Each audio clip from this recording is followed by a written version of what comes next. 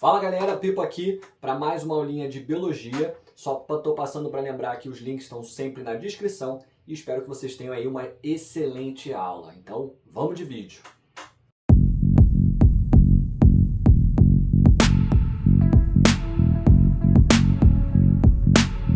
Uma aulinha de biologia, tópico de hoje, ecologia, aula de número 7, tá? Então a gente vai falar agora nas aulas de número 7, 8 e 9 sobre o tema mais importante pensando na prova do Enem, que é chamado de poluição. Então a poluição seria o impacto que a gente, como humano, acaba deixando no meio ambiente, e a verdade é que a gente impacta de diferentes formas, né? De longe a gente é a espécie que acaba mexendo mais com o ambiente, deixando ele impactado de uma forma que pode ser positiva em alguns casos mais raros, mas na maioria das vezes vai impactar de uma forma negativa. Eu vou separar em 3 aulas, porque hoje eu vou falar da poluição da água, depois da poluição atmosférica e depois terminar com poluição do solo, radioativa e biológica. A poluição da água talvez seja a mais importante porque é a mais variada. Então a gente tem diferentes formas de poluir a água e isso acaba sendo muito presente no vestibular. É de fato o tópico mais presente, tá? Poluição como um todo é o mais presente no Enem e em vários outros vestibulares, mas em especial realmente o Enem. E poluição da água vai se destacar aí, junto, tá, de intensificação de efeito estufa, que vai ser uma forma aí de poluição atmosférica. Mas vamos começar falando de uma que ela está muito relacionada a 2 acidentes que a gente teve aqui no Brasil, associados à empresa Vale, que é uma empresa de mineração. E aqui é importante que vocês entendam que esses casos acabaram gerando aí muitas repercussões na mídia para a vida de várias famílias e por isso que já foi muito cobrado no vestibular. Como o último acidente já tem um certo tempo, não está vindo tantas questões desse assunto, mas a gente não consegue prever o futuro. E assim, é bem possível que acabe acontecendo outros acidentes, porque as empresas muitas vezes não estão tendo o cuidado necessário. É maximizar o custo, o lucro e evitar e cortar custos, tá? E isso acaba gerando aí a possibilidade de acidente. Bom, o que é a deposição de rejeitos de mineração? Então, rejeitos seriam subprodutos que acabam sendo produzidos na mineração que não têm um valor comercial, que a gente precisa eliminar. Eles acabam sendo liberados durante a obtenção, por exemplo, do alumínio, a obtenção do ouro, e isso a gente acaba deixando numa água que fica acumulada ali, num grande ambiente. Geralmente a gente usa muitos vales, mas a gente vai fazer muitas vezes barragens, né? Então a gente interrompe a conexão daquela água com o resto. O problema é que essas barragens muitas vezes vão se romper. E aí esses sedimentos em suspensão que são poluentes vão acabar indo para contaminar objetos aí, corpos d'água como rios, riachos, lagos, lagoas e até o oceano, tá? E aí isso pode, primeiro, aumentar a turbidez da água, só isso já reduz a fotossíntese. Ele pode acabar matando por intoxicar animais naquela região. Então a gente tem que ter muito cuidado com esses tipos, tá, de obtenção. Tudo bem que obter minérios é algo que é muito importante para o Brasil, do ponto de vista do nosso PIB, do ponto de vista da nossa economia. Mas tem que ser feito com muito cuidado, tá? Os 2 acidentes que eu falei foram os casos lá de Mariana, o primeiro e depois Brumadinho, ambos em Minas Gerais, tá? Mas acabaram chegando lá no litoral do Espírito Santo. Veja o tamanho do impacto. Aquecimento da água vai ser uma outra forma de poluição física, tá? Essa aqui mais presente no vestibular. Física por quê? Porque não necessariamente eu estou alterando a composição química da água. É muito mais uma alteração física ali pela turbidez e aqui pelo aumento de temperatura, tá? O aumento de temperatura da água, ela pode acabar provocando a morte de seres vivos, porque quanto maior a temperatura, menos gases estarão dissolvidos no ambiente. Então a gente vai acabar vendo que próximo a ambientes de usinas termoelétricas, usinas nucleares, onde eles acabam usando a água, mas devolvendo ela aquecida, a gente vai ver a morte de animais aeróbios. Não só animais, mas também o plâncton, né? Tanto o fito quanto o zoo, e a gente vai ver a morte de qualquer ser vivo que viva por ali, tá? Como evitar esse processo? Como fazer a nossa produção de energia acontecer, que é necessária, e não acabar poluindo o ambiente? Você deveria resfriar essa água antes de devolver, para devolver ela numa temperatura próxima à adequada. Isso tem um custo de dinheiro, óbvio, então por isso que muitas usinas não fazem. A gente tem, por exemplo, um caso aqui próximo ao Rio de Janeiro, em Angra dos Reis, onde a gente tem uma usina nuclear e a praia próxima a essa usina não tem vida. Ela é mais quente do que o normal, tem muita gente que acha que é maravilhoso, porque a praia caribenha no Rio de Janeiro. Não é bem assim, isso acaba matando a vida do local porque é bem mais quente do que o normal, tá? Basicamente a ideia, só para vocês terem assim, o cuidado de como funciona, o reator nuclear, ou até a região da caldeira, no caso, quando a gente está falando de usina termoelétrica, aquece muito. Só que a gente precisa usar esse calor para, de fato, transformar a água líquida em vapor. Então forma água muito mais quente, né? Uma água que está na forma de vapor. Só que depois eu preciso resfriar ele. Mas eles não esperam resfriar muito, eles deixam resfriar naturalmente. Então volta a ser água líquida, mas é uma água aquecida. E eles devolvem essa água para o meio ambiente diretamente, tá? O que é muito perigoso e problemático, tá bom? Agora, passando adiante, a gente vai ver que existe aí também uma forma de poluição química, quando eu altero quimicamente a água do ambiente. A forma mais comum de cair no vestibular é a liberação de resíduos não biodegradáveis. Então, resíduos que não são capazes de serem decompostos no meio ambiente, e nenhum indivíduo é capaz de fazer isso, pelo menos salvo raríssimas exceções, e a gente vai acabar observando que esses materiais acabam se acumulando no indivíduo. E por isso gera dois grandes conceitos, a bioacumulação e a magnificação trófica. Mas antes vamos conhecer quem são esses materiais aí que não são biodegradáveis. A gente tem poluentes apolares, como inseticidas e também pesticidas, muito usados aí na agricultura. A gente pode usar o clássico exemplo do DDT, tá? A gente tem metais pesados, como chumbo, como mercúrio, como cádmio, que vão estar presentes em vários processos industriais, como, por exemplo, a obtenção de ouro, é o caso do mercúrio. A gente usa o mercúrio para a obtenção do ouro e depois libera esse mercúrio na água. Acaba se acumulando nos seres vivos que ali vivem. É o caso dos peixes. Por isso que o pessoal fala que é tão perigoso comer japonês em grande quantidade. Mas a gente também tem, por exemplo, no cigarro eletrônico. Então a gente vai ter a presença de chumbo ali e que vai acabar bioacumulando nos indivíduos. Também perigoso. E a gente também tem os polímeros não biodegradáveis. Polímeros sendo derivados aqui, principalmente do petróleo. O microplástico vai ser muito importante. Ele vai ser um poluente bizarro. Resinas também associadas aí muitas vezes à odontologia e muito mais, tá?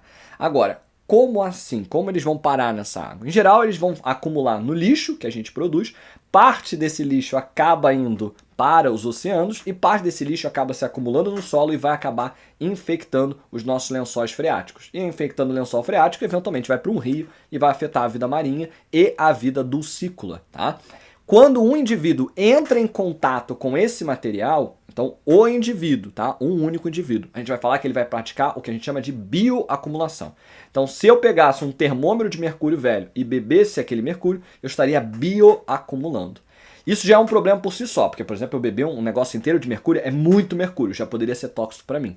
Agora, quando eu, por exemplo, estou nadando num rio e eu acabo bebendo um pouquinho de água que tem um pouquinho de mercúrio, uma parte por milhão, pode não parecer um problema. E de fato não vai ser um problema imediatamente. Mas quando eu frequento aquele rio constantemente, eu vou acumulando. Então o problema ele vai crescendo ao longo do tempo no indivíduo. E não só no indivíduo, tá? Porque isso vai acabar passando na cadeia alimentar.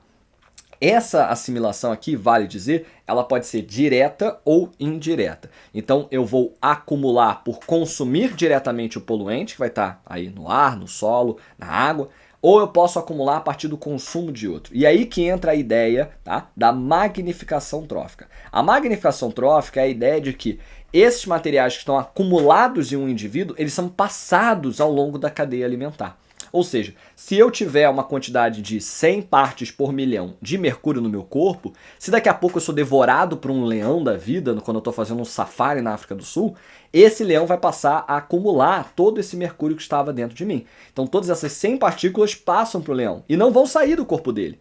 E aí você vai dizer, mas não tem problema, não estava fazendo problema para você. Só que esse leão não vai comer um humano, pode ser que ele coma mais. E aí vai aumentando a quantidade, tá, de mercúrio que ele vai acumular. O que eu quero que vocês entendam é que se a gente for subindo na cadeia alimentar, mesmo que a gente não tenha um aumento dos poluentes, já vai ser um problema. Porque eu vou ter um aumento de concentração. Isso aqui que é muito perguntado no nosso vestibular. Se você entender o que é pirâmide de biomassa, você entende a ideia da magnificação trófica. Lembrar que a biomassa ela vai ser sempre decrescente a nível dos níveis tróficos. Então, ela é uma pirâmide convencional. Quanto mais a gente sobe, menor a biomassa disponível. Isso vai fazer com que esses poluentes, que talvez no produtor aqui não era um grande problema, então 100 partículas numa biomassa gigantesca de 10 toneladas, beleza, tranquilo. Agora, as mesmas 100 partículas numa biomassa de 1 quilo é muita coisa. Então a concentração aqui é maior.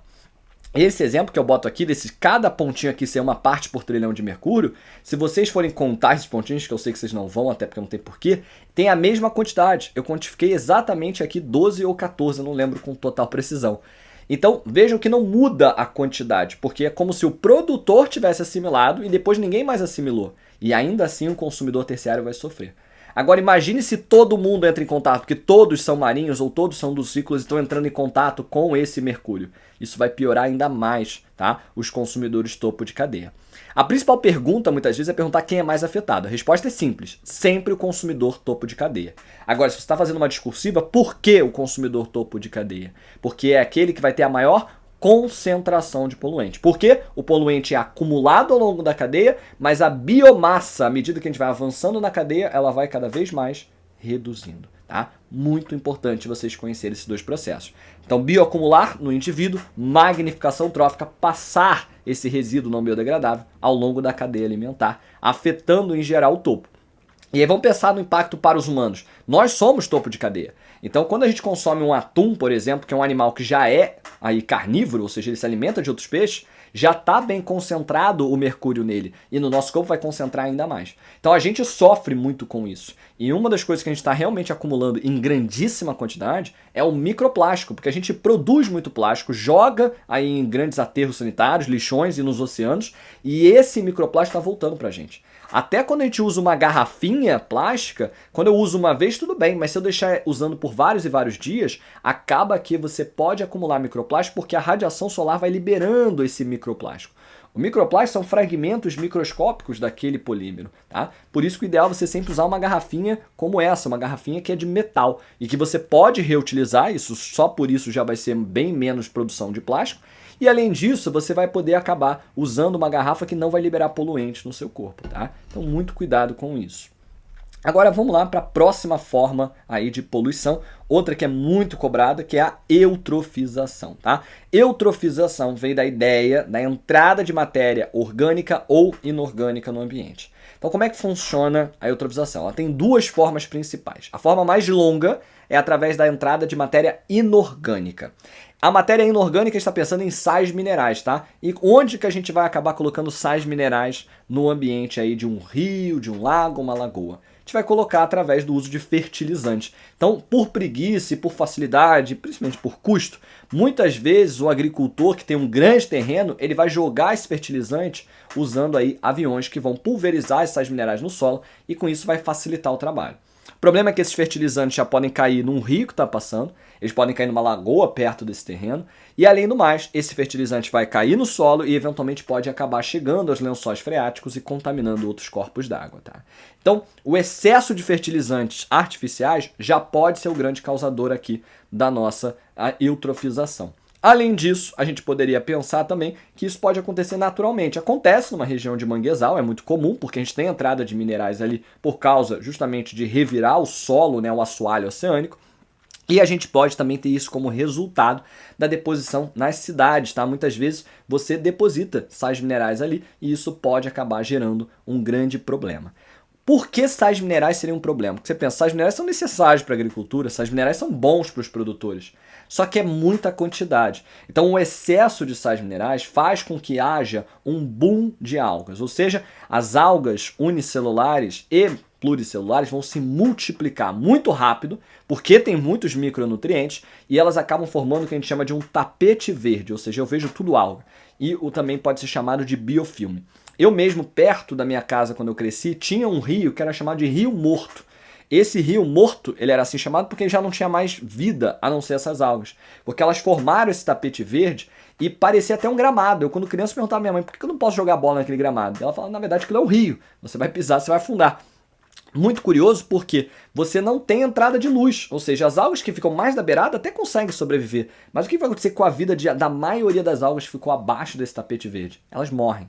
Isso é um grande problema porque a morte desses fotossintetizantes vai aumentar a concentração de matéria orgânica do ambiente. A matéria orgânica, gente, é resto de ser vivo. E isso pode acontecer de duas formas. Pode ser pela morte de fotossintetizantes, mas pode ser feita por nós humanos, quando a gente deposita o esgoto. Urina, fezes, resto de comida, tudo isso a gente joga muitas vezes na água. E ao jogar isso na água, essa água é o nosso esgoto, que é o que sai da nossa casa, vai muitas vezes direto para um corpo d'água, não passa, tá, por um ambiente onde vai ser limpo, onde ele vai ser tratado. Por exemplo, perto da minha casa tem um canal onde muitos prédios ali jogam o esgoto diretamente, sem tratamento. Tem prédios que fazem o próprio tratamento, mas a própria cidade não faz esse tratamento correto. Menos de 50% do esgoto no Brasil é tratado. E isso faz com que o aumento de matéria orgânica represente também o aumento dos seres vivos que vão usar dessa matéria orgânica. Estou falando dos decompositores. E principalmente decompositores que são mais acelerados, decompositores aeróbios, que vão pegar essa matéria orgânica, vão decompor e formar mais matéria inorgânica. O problema é que é, em geral, bactéria que vive nesses corpos d'água que vai fazer a decomposição. E bactéria não tem controle. No momento que há mais nutriente, elas se multiplicam muito. Crescimento exponencial. Esse crescimento exponencial, ele vai ser danoso. Primeiro porque esse crescimento acelerado faz com que há muitos seres vivos consumindo oxigênio, aumenta o que a gente chama da demanda bioquímica de oxigênio e com isso a gente vai ter a morte dos indivíduos que ali respiram. Por quê?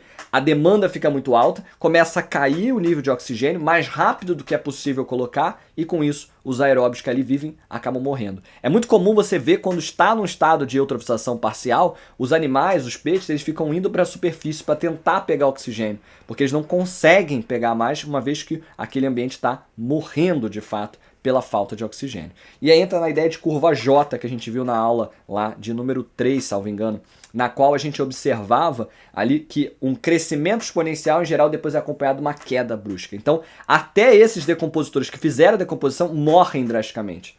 O que é muito louco, porque se eu morro aí, bactéria, peixe, crustáceo, todo mundo, o que aumentou de novo? Matéria orgânica. Só que agora não vai ser o decompositor aeróbio que vai fazer isso, vai ser o decompositor anaeróbio, aquele que não usa o oxigênio. Ele não é tão rápido, então essa decomposição é lenta, demora 5, 10, 15, 20, 30 anos, depende muito da quantidade de matéria orgânica que tem aí. E esses decompositores, eles vão ser os únicos seres vivos ali. A gente fala que basicamente aquela região fica sem vida, até porque são poucos decompositores e eles ainda provocam um mau cheiro, porque eles liberam o H2S, um gás que tem um cheiro assim fétido, de ovo podre, tá? Mostrando que esse local já não possui mais vida. Aqui no Rio, tá? A Baía de Guanabara já sofreu com eutrofização. A gente teve a Lagoa Rodrigo de Freitas que sofreu com isso. E eles deram uma limpada, tá? Eles retiram o excesso de matéria orgânica, essa é a melhor forma de resolver o problema. E vão fazer essa limpeza para evitar que a gente tenha aí um aumento de decompositores. Além disso, eu preciso trazer vida de volta. Eu preciso trazer algas, eu preciso trazer peixes, crustáceos e mais. Só que isso é um processo caro, demorado e que precisa depois ser acompanhado de parar de jogar esgoto ali de novo, que é uma coisa que aqui no Rio de Janeiro muitas vezes não foi feito. Então a Lagoa Rodrigo de Freitas não tinha cheiro há muito tempo, lá no ano 2016. Ficou um tempo, 2017, 2018, 2019. Quando tiver a pandemia e passa ali perto, você já sente o cheiro de novo. Ou seja, a galera continua jogando esgoto e aquela lagoa está voltando a eutrofizar. Se vocês repararem, eu dei 2 exemplos aqui perto de mim que são de águas que são mais calmas, tá? Então a gente vê a eutrofização acontecendo em águas calmas e não em águas correntes muito rápidas. Porque qual é a forma que a gente tem entrada de oxigênio num corpo d'água? A forma clássica é através dos fotossintetizantes. Então aqui não tem mais fotossintetizantes, porque eles morreram. Então por isso que não tem mais entrada de oxigênio. Agora, tem uma saída para isso? Tem. No rio, acaba que acontece o seguinte, a água ela faz uma ondinha e ao fazer isso ela bota parte dos gases da atmosfera para dentro daquela água. Ou seja, águas correntes como rios, riachos, voltam a ter oxigênio mesmo que não tenham fotossintetizantes ali. Então é muito difícil um rio acabar eutrofizando. Acontece, como eu falei do caso lá do meu rio, perto de casa, quando eu era criança. O rio morto. Mas era um rio que tinha uma velocidade muito lenta, muito paradão. E aí é possível que aconteça. Tá? Agora, um ponto que é muito importante saber da eutrofização a nível de questão de vestibular é que existe um gráfico que é muito cobrado que mede basicamente 4 grandes fatores. Os nutrientes, que só aumentam. Então, isso é iniciado pela entrada de matéria inorgânica, mas isso puxa a morte dos seres vivos fotossintetizantes. Então aumenta a matéria orgânica, que depois provoca a morte dos aeróbios. Aumenta de novo a matéria orgânica. E os decompositores, eles também vão ser medidos. Os decompositores aeróbios, eles crescem no momento inicial, porque eles vão decompor aquela matéria orgânica disponível, mas depois eles decrescem, porque morrem pela falta de oxigênio. Enquanto que os decompositores anaeróbios se mantêm baixo no início, mas eles crescem depois quando não há mais oxigênio no ambiente. E o oxigênio, ele sempre cai. Ele sempre cai porque desde o início começa a se proliferar cada vez mais seres vivos e isso faz com que o consumo de oxigênio fique nas alturas. Lembrar que a demanda bioquímica de oxigênio ela aumenta nesse processo, tá bom? Agora, conheçam, por favor, esse processo e é muito importante vocês conhecerem essa etapa, tá? E entender que essa decomposição anaeróbia aqui, ela é longa, tá? Então, acaba acontecendo por muito tempo. E a única forma de você solucionar é retirar esse excedente de matéria orgânica, retomar a vida, ou seja, você colocar espécies nativas ali e você parar de poluir aquele ambiente. Nas cidades é muito mais comum pela entrada de esgoto, tá? Mas no ambiente aí do campo é mais comum pela entrada de fertilizantes nesse ambiente de corpo d'água. Vamos lá para o próximo tipo de poluição, que é conhecido como maré vermelha. Eu já dei uma comentada lá em sistemática, que essa maré vermelha ela é caracterizada pelo aumento na população de um tipo de alga, um tipo de microalga específico, que é chamada de dinoflagelados ou pirrófitas, tá? Essas algas, quando elas se proliferam muito, elas produzem uma toxina que acaba deixando o ambiente ali tóxico para os animais que ali vivem, tá? Essas algas têm uma cor avermelhada, por isso que a água fica com esse aspecto aqui vermelho, por isso o nome também maré vermelha, tá? E isso não vai acontecer necessariamente por uma causa humana, tá? Ela pode acontecer naturalmente. E caso você vá numa praia e você veja a água avermelhada, o ideal é que você não vá mergulhar nela. Humanos não morrem, em geral, por maré vermelha, porque a gente não bebe água do mar. Mas a gente pode ter irritação na pele, principalmente causada por isso. E no caso de animais que acabam consumindo essa água, eles sim podem morrer. É muito comum você ver peixes boiando nessa região, peixes que já vieram a falecer, tá? Tem que ter muito cuidado com esse conceito, porque é um conceito aí muito cobrado e não tem muito que a gente possa fazer, tá? O ideal é que a gente não deposite matéria orgânica nos oceanos, que acaba acontecendo, felizmente, mas a gente não tem como conter os fenômenos naturais. Por exemplo, no litoral ali de São Paulo e Ubatuba, teve uma época que teve maré vermelha e muitas vezes as pessoas acham até bonito, né, que fica uma cor diferente, mas na verdade aquilo é toxina. E durante a noite você vê a presença delas por causa de um brilho no oceano, tá? Porque essas algas dinoflageladas, elas acabam emitindo luz, bioluminescência, e aí você percebe a presença delas. Não é para entrar na água, caso tenha isso, tá? Vamos lá para a próxima, que também é maré, mas é maré negra. Essa aqui é caracterizada principalmente pelo derramamento de óleos derivados do petróleo. É um problema muito grande porque, primeiro, é uma substância apolar, então ela não se mistura com a água, inicialmente ela fica ali na superfície porque ela é menos densa, e isso pode fazer com que animais como peixes, aves e outros animais que fiquem ali, fiquem todos banhados nesse óleo. A nível de peixe, esse óleo acaba entupindo as brânquias, então ele não consegue respirar e vai acabar morrendo asfixiado. E a nível de aves é pior ainda, porque é uma morte mais lenta, porque é uma morte na qual esse óleo fica preso às penas desses animais, eles não conseguem voar porque ficam pesados e também não conseguem se manter aquecidos, então eles morrem de frio, tá? Hipotermia. É um problema muito sério, a gente tem que evitar ao máximo porque as empresas deveriam ser responsabilizadas por qualquer derramamento e deveriam resolver o mais rápido possível, tá? Afeta também os fotossintetizantes, até porque essa mancha de óleo impede a passagem de luz, então qualquer fotossintetizante ali vai acabar morrendo, mas tem uma solução, só é cara, tá? A gente já teve um grande evento lá no Golfo do México, ali, região próxima aos Estados Unidos, por causa de uma grande empresa americana, e a gente teve o trabalho aí dos cientistas contendo esse problema. Eles descobriram um ser vivo, tá, que é capaz de eliminar, metabolizar esse óleo, porque ele usa, tá, no seu metabolismo. E aí com isso eles consumiram o óleo e depois diminuíram sua população, porque não tinha mais o óleo, e conseguiram conter o problema de uma forma mais rápida e acelerada. Tem substâncias também que podem ser usadas, que vão agregar esse óleo, formando grandes placas, e você pode retirar, mas o ideal seria você usar um ser vivo. Quando a gente entra aí nessa ideia de usar um ser vivo para resolver um problema humano, a gente vai criar uma categoria de seres vivos que são chamados de biorremediadores, porque é um ser vivo que remedia um problema pra gente. Isso já apareceu mais de uma vez no Enem, tá? Então fiquem ligados. Nesse caso, ele é um digestor do óleo, mas ele pode ser usado, um biorremediador, para resolver qualquer problema humano. A gente está, inclusive, descobrindo um protozoário que é capaz de digerir certos polímeros plásticos. Isso poderia ajudar bastante a gente a eliminar esse excedente plástico que a gente joga no meio ambiente, tá? E importante que a gente fale, tá, que o lixo aqui também vai ser um grande problema oceânico, porque a gente descarta muito lixo, a gente está criando grandes bolsões de lixo, ilhas oceânicas, basicamente, feitas a partir de lixo. Eles chamam de ilhas de lixo. Tem uma enorme no Pacífico, maior do que, por exemplo, a Flórida lá nos Estados Unidos. Eu tenho esse dado porque é um dado americano, tá? Mas é impactante a gente pensar, porque aí vai atuar um pouco similar à maré negra no sentido que impede a passagem de luz, impede a fotossíntese e pode também acabar se prendendo nos animais. Então a gente vê tartarugas que ficam presas em anéis plásticos, a gente vê outros animais que acabam consumindo esse plástico achando que é comida e morrem de fome. Então a poluição aí de qualquer tipo de lixo no oceano também vai ser muito problemática, mas em especial o plástico, porque é um material que não é biodegradável, ele vai ficar ali para sempre. além do microplástico que a gente já conversou. Então, por isso, um biorremediador desse tipo seria excepcional, tá? E a gente teve aqui no Brasil, tá, já um derramamento de óleo, foram vários tonéis, e aí foi péssimo, porque em vez de criar uma grande mancha, que é mais fácil do biorremediador trabalhar, criaram várias manchas separadas. E acreditem, o governo não fez nada. Acabou deixando rolar, acabou chegando às praias de várias regiões do Nordeste, e foi um grandíssimo problema, tá, para o Brasil na época. As pessoas esquecem muito rápido, mas a gente não deveria esquecer, porque foi um problema gigantesco, tá?